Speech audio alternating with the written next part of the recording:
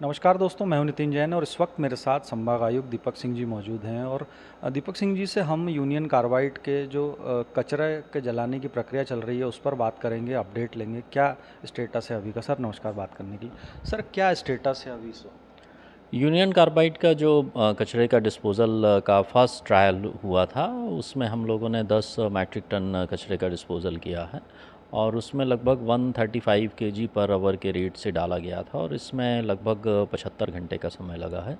इसमें pollution control board के द्वारा जितने भी मॉनिटरिंग की गई है, इसके बाद स्वास्थ्य विभाग के द्वारा वहाँ के जो आसपास की बस्तियाँ हैं, लोग हैं, उनके लोगों के भी जो परीक्षण रिपोर्ट्स आए हैं, तो उसमें सभी परीक्षण रिपोर्ट सामान्य पाई गई हैं। पोल्यूशन कंट्रोल बोर्ड ने भी जो एमिशन की जांच की है जो गैसेस का, वो भी निर्धारित मानक के अंदर ही रही हैं।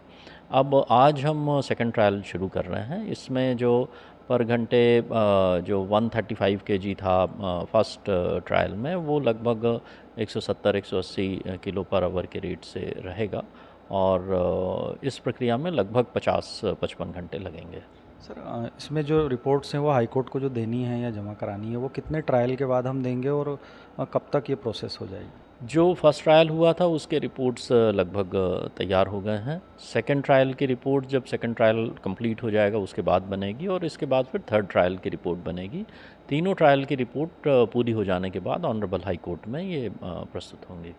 सर एक चीज़ ये है कि जब ये सब शुरू हुआ तो बहुत विवाद की स्थिति बनी और आपने भी मोर्चा संभाला और हमने गाइड किया लोगों को। तो क्या हम ये कह सकते हैं कि जो आपका ये कहना था कि मैं खुद वहाँ रहूँगा, क्या इस एक पॉइंट ने लोगों में भरोसा दिया, इसके बाद हमारी चीज़ें राह आसान हुई?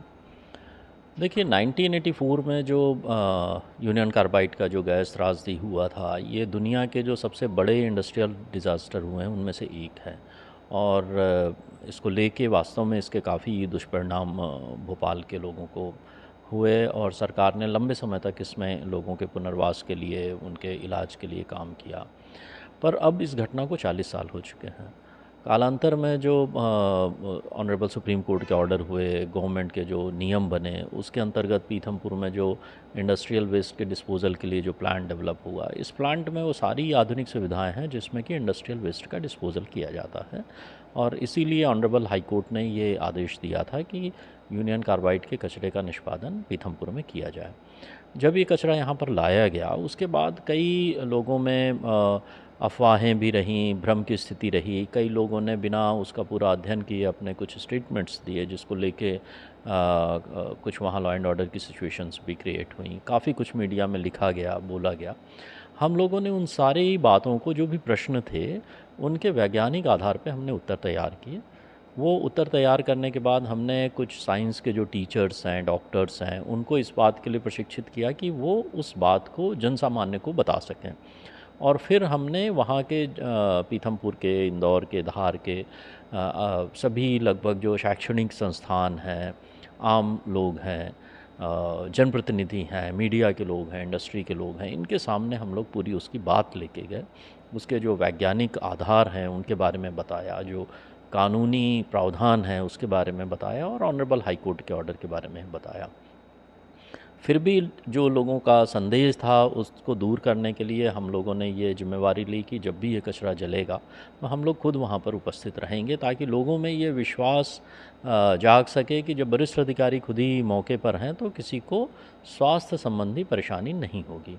और जब ट्रायल शुरू हुआ तो मैं, आईजी, कलेक्टर, एसपी सहित सभी अधिकारी वहाँ मौके पर उपस्थित रहे। हम लोग 4-5 घंटे वहाँ प्रक्रिया शुरू होने से लेकर लगे रहे। उनके जो भी पैरामीटर्स थे उनका सबका परीक्षण किया गया और हमने जब ये सुनिश्चित कर लिया कि पूरी प्रक्रिया सेफ़ है, तभी हम लोगों ने वो जगह छोड़ी। उसके बाद भी जिला प्रशासन, धार पोल्यूशन कंट्रोल बोर्ड के अधिकारी लगातार वहाँ मॉनिटरिंग में उपस्थित रहे और जो फर्स्ट ट्रायल पूरा होने के बाद जो रिपोर्ट्स आई हैं उससे ये सिद्ध हो गया है कि ऑनरेबल हाई कोर्ट का जो आदेश है और जो हमारे पीथमपुर के प्लांट की क्षमता है वो सेफली डिस्पोज़ल वहाँ पर हो रहा है। क्या आप ये कह सकते हैं कि जो दबाव शुरुआती दौर में था पीतमपुर के लोगों पे, वहाँ के रहवासियों पे, अब वो दबाव रिलीज़ हो गया है एक तरह से? मैं कहूँगा कि वो थोड़ा-सा भ्रम की स्थिति थी और अफ़वाहों ने काफ़ी ज़ोर पकड़ लिया था, बट जो जिला प्रशासन के द्वारा वहाँ पर जनसंवाद किया गया, उससे लोगों में क्लैरिटी आई। अब किसी तरह की अफ़वाह या भ्रम की स्थिति नहीं है और हमने लोगों से यही कहा है कि अब आप किसी भी अफवाह में ध्यान नहीं दें।